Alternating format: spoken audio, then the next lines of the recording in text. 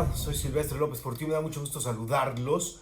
Bueno, vamos a platicar de esta cinta de la cual Guillermo del Toro obviamente ha estado empuje y empuje y empuje durante muchos años y bueno, al final de cuentas ya lo logró. Una producción de Guillermo del Toro, igual como le hizo para El Orfanato, es una película que de verdad le tenía muchísimas ganas, ha salido en cartelera y bueno, vamos, yo creo que es importante que platiquemos. Yo siento de un gran resultado, una interesante película que tiene muy buenas respuestas, ha tenido muy buenas respuestas, sobre todo yo creo para los que les gusta el género del cine de terror. Yo creo que tiene elementos sensacionales y también tiene dos, tres cositas que vale la pena empezar a platicar. Bueno, primero que nada la dirige André Øvredal. André Øvredal es este director noruego que hizo una gran película que se llamó La Morgue. A mí me gustó muchísimo esta primera ópera prima, también sobre todo por la parte de la creación de atmósferas, que yo creo que es de las cosas más importantes y más destacables que tiene precisamente esta cinta de historias de miedo. El guión es de Guillermo del Toro, quien a final de cuentas también es el que la produce, pero el guión es de él,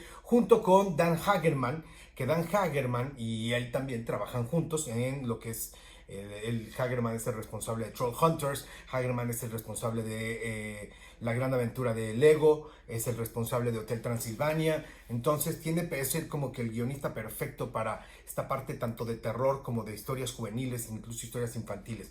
Están basadas en unos libros. El primer libro sale en 1981 con el mismo nombre, Historias del Miedo para contar en la oscuridad. Después de recibirlos muy bien, se hicieron dos ediciones más. Se salió en 1984 y en 1991. Están escritos por Alvin Schwartz y están ilustrados por Stephen Gammell, que incluso es bastante interesante porque las ilustraciones de Gammell son muy gore, son muy terroríficas. Incluso es una recopilación muy impactante de cuentos, sobre todo de leyendas urbanas, que esa es la parte que a mí se me hace importante también destacar. En el género de terror, las leyendas urbanas también corresponden al lugar, pues precisamente de donde surgen. En este caso es la parte norteamericana. Nosotros tenemos nuestras famosas leyendas urbanas como la Nahuala, como la Llorona, todo este tipo de cosas a las cuales le hemos sacado también provecho en nuestro cine y también en nuestra literatura. Bueno, los textos son incluso en estos libros son muy brutales, son muy gore, son llenos de criaturas repugnantes, llenos de criaturas a final de cuentas terroríficas como tal. Y se creó una controversia muy interesante porque cuando salieron los libros primero en los 80s, en muchos lugares y en muchos estados de Estados Unidos incluso se pretendió firmar peticiones para que obviamente los jóvenes no las pudieran ver. Y después,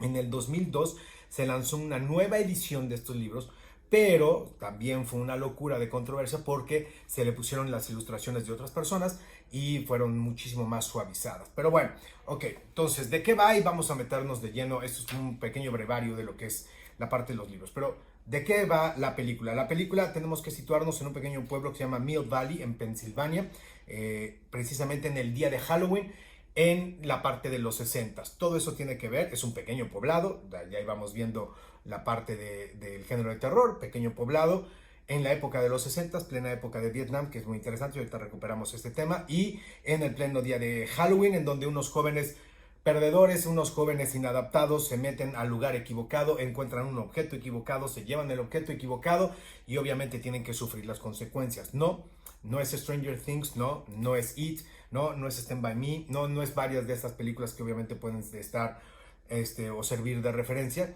Ya iremos platicando. El lugar equivocado es la mansión en donde vive una niña llamada Sarah Bellows, o Sarah, perdón, Bellows, la familia Bellows, la cual era una niña que es maltratada y tiene la característica de que siempre contaba una historia diferente de terror y se sufría una serie de consecuencias. Entonces, este libro, huyendo en el Halloween de una travesura, se meten este grupo de inadaptados de jóvenes a esta casa y una de las niñas, la única niña del equipo, digamos, toma este libro y lo que va siendo interesante es cuando se van creando las historias de terror. Este libro va escribiendo en automático las historias de terror, los cuales son protagonizadas precisamente por lo que son los chavos de la banda, los chavos de la pandilla.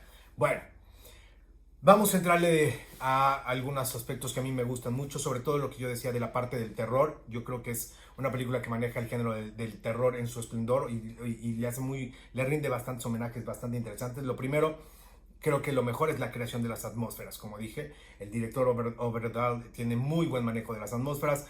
maneja muy bien el suspenso, maneja dentro del género lo que es, por ejemplo, la parte del autocinema, que también ha sido un clásico en este género, le mete lo que es el grupo de adolescentes, que ya también lo hemos visto en otras películas, La Noche de los Muertos Vivientes, que le hace también un homenaje por ahí a algunos pedacitos, tiene grandes persecuciones, grandes momentos obviamente de atrapar al personaje, o este personaje que es perseguido por alguna serie de las criaturas, iluminaciones contrastantes, estupendo. Yo creo que la manufactura y la creación de atmósferas es lo que más destaca en esta película.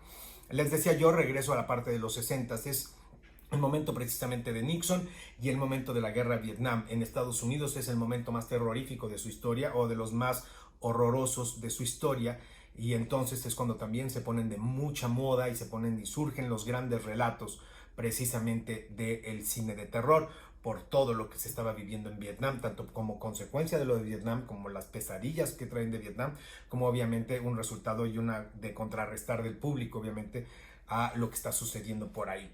Como dije, la película tiene muchísimos pros. ¿Qué es lo que podría ponerse en contra? Primero, creo que yo fui a ver la película con algunas personas y varias de ellas la sintieron predecible, sintieron que el final era ya muy predecible, y nada más obviamente resultaron que les gustaron la parte de las atmósferas y de los sustos. Y por el otro lado, que también, como lo he dicho en esta cápsula, para muchos han estado comparándola con It o comparándola con Stranger Things, porque al final de cuentas estos libros se escribieron en los 80s, y es precisamente donde el género empieza a obtener esta base o estos cimientos, en donde aprovecha precisamente la inocencia de los jóvenes, la inocencia de los niños, para empezar a meter por ahí cosas de terror, como han sido los payasos o como han sido los monstruos. Pero en general yo creo que la película vale la pena verla. Tiene por ahí algunos elementos que funcionan para la gente que la ve en tercera dimensión, ya lo verán ustedes, y las criaturas de Guillermo del Toro y las criaturas de las imágenes no son tanto del estilo de Guillermo del Toro, pero funcionan de manera extraordinaria.